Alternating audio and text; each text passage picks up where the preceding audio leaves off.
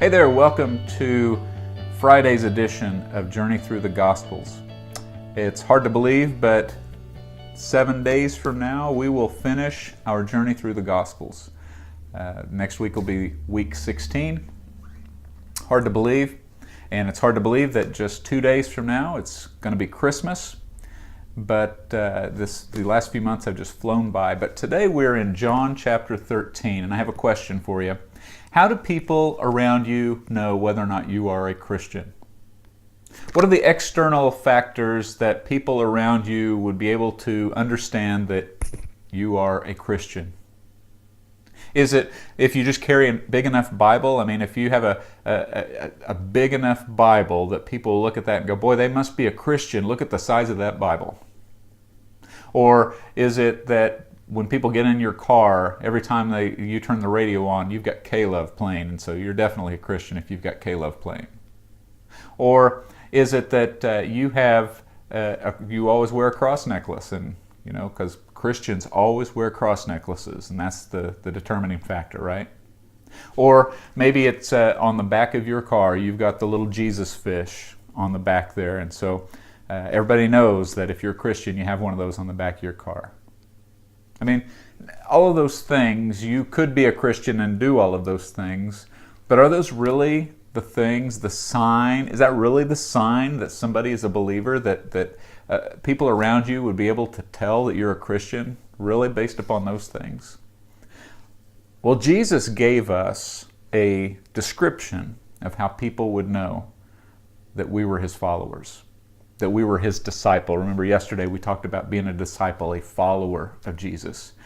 And in John 13, Jesus gives us a description of what His followers should look like. And this is what He says in verses 34 and 35. He says this, "A new command I give you, love one another. As I have loved you, so you must love one another. By this all men will know that you are my disciples, if you love one another." So Jesus says, how are people going to know that you are my disciples? Jesus says this. He says, love one another. And He says, as I have loved you, so you should love one another. And remember, and He says in here, by this all men will know that you are my disciples, if you love one another. And again, the word disciple means follower. And Jesus says, the world will know that you are my followers if you follow me in loving one another. I mean, when you look in the early church, you see this. If you go over to Acts chapter 2 and the end of Acts chapter 2, verses 42 to 47, you see a great picture of the early church. That they loved one another, they spent time with one another, they hung out together, they ate together, they prayed for one another, they studied the Word with the apostles. I mean, they got together, they loved one another. They just loved one another. And that's, Jesus says, is how the world will know that we're His disciples, if we love one another.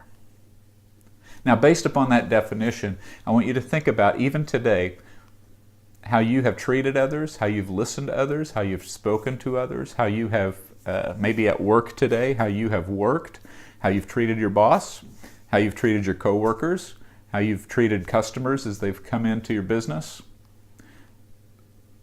Based upon how you have reacted in all of those situations, would people be able to tell that you're a disciple of Jesus? And if not, you can't go back and undo those things. But I would encourage you, from this point forward through the rest of your day, seek to show love to others like Jesus would.